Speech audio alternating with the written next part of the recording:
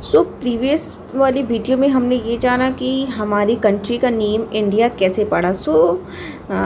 Today आज हम ये जानेंगे कि हमने पास्ट के बारे में कैसे जाना। कोई तो एविडेंस होगा ही जो कि हम पहले के लोग क्या कैसे करते थे, क्या खाते थे, इन सब के बारे में लिखा हुआ है।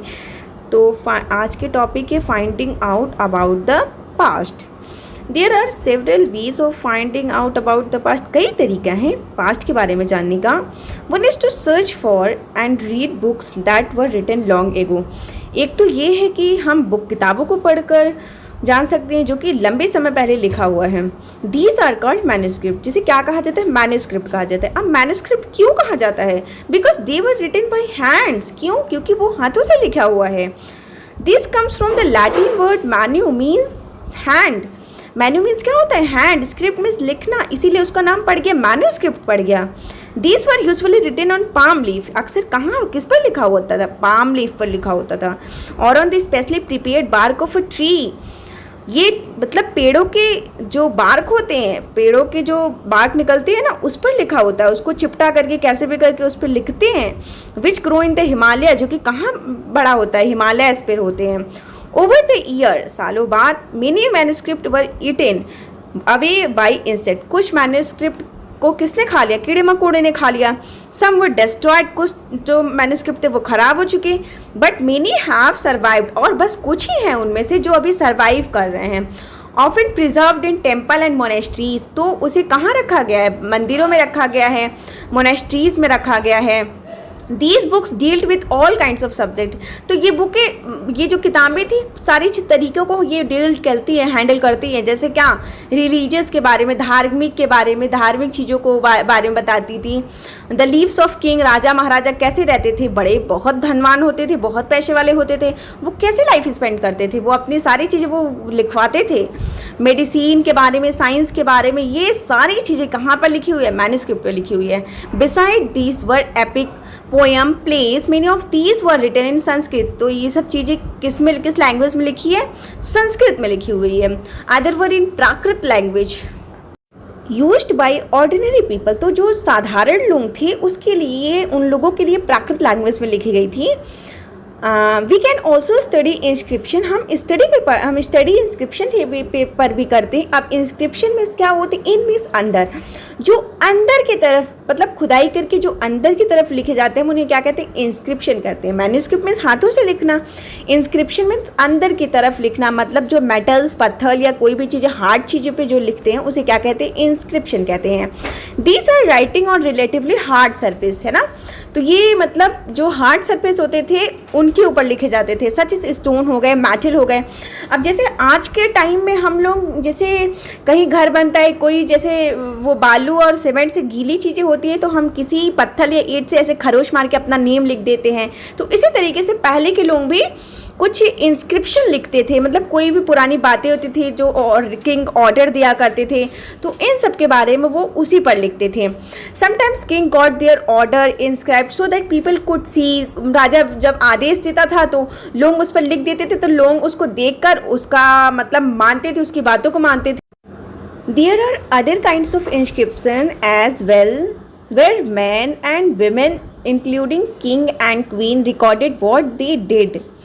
तो कुछ और तरीका है इंस्क्रिप्शन का, जो कि मेन एंड वीमेन जो है, मतलब राजा और रानी के बारे में मतलब जान सकते थे कि वो क्या करते थे। जैसे कि राजा often kept record of victories in battle. तो राजा अक्सर जो विक्ट्रीज होते थे, मतलब बैटल में जो भी लड़ाई जीतते थे, उसके बारे में वो लिखते थे उसी में।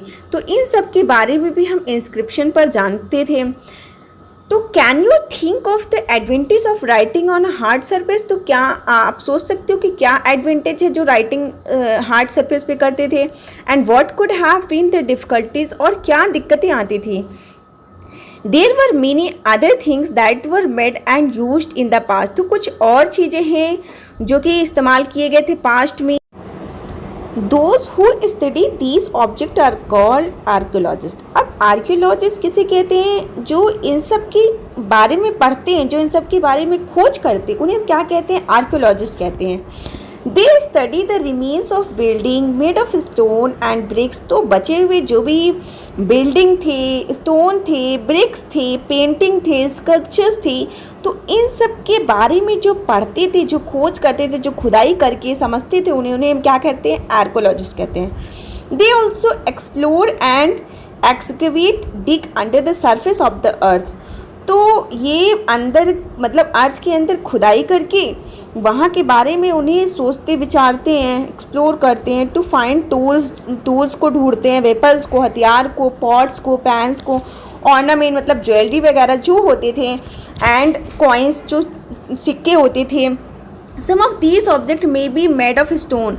तो ये सारी चीज़ें कुछ इसमें से थी जो पत्थरों से बनाई गई थी। अदर ऑफ बोन, कुछ चीज़ें बोन से बनाई गई थी। बेक्ड क्ले और मेटल, क्ले से या मेटल से बनाई गई थी। Object are made of hard impressible मतलब जो प्रेस नहीं कर सकते थे, जो इतना हार्ड थे substance, usually survive for a long time, जो सर्वाइव कर रहे थे लंबे समय पहले तक।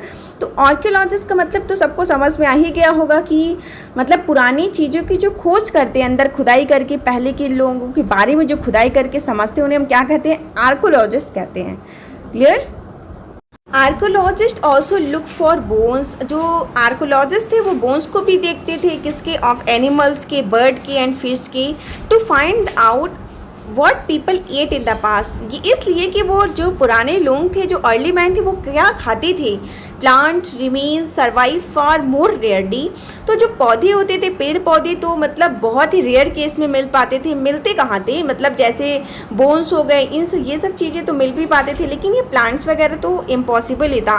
इफ़ सीड्स ऑफ ग्रेन्स और pieces of wood have been burned, जैसे सीड्स वगैरह जो ग्रेन्स थे, मतलब वो अगर जले हुए थे, दे सर्वाइव इन चैरेट फॉर्म। तो ये जले हुए फॉर्म में मिलते थे हमें। Do you think cloth is found frequently by archaeologist? तो क्या आपने सोचा कि कपड़े भी जो भी थे उनको वो भी आर्कोलॉजिस्ट को मिले? Historians that is scholars who study the past. Historians जैसे कि स्कॉलर्स हुए जो पास्ट के बारे में पढ़ते हैं, जानते हैं। Often use the word source to refer to the information. तो अक्सर इन सोर्स का मतलब इस्तेमाल करके वो सूचित मतलब इन्फॉर्मेशन लिया करते थे। जैसे मैन्यूस्क्रिप्ट हो गए थे, इंस्क्रिप्शन हुए थे, आर्कोलॉजी थे। तो इन सब की वजह से इन सब को मतलब ले करके वो अपना इन्फॉर्मेशन लिया करते थे। One source are found learning about the past. इस तरीके इन सोर्सों से वो पास्ट के बारे में जानते थे। बिकम एन एडवेंचरस, से वो साहसी बन जाते थे। As we reconstruct it bit by bit, और वो उसको जब मतलब बार बार उसे रिकन्स्ट्रक्ट करते थे, मतलब उसे फिर से वही बताते थे। So historians and archaeologists are like detective. जो हिस्टोरियंस थे या आर्कोलॉजिस्ट थे वो डिटेक्टिव की तरह थे। Who use all these sources like clue to find out about the past. वो डिटेक्टिव की तरह इन सब चीज़ों को फाइंड करते थे, पास्ट के बारे में जानने की कोशिश करते थे। So next topic in next video.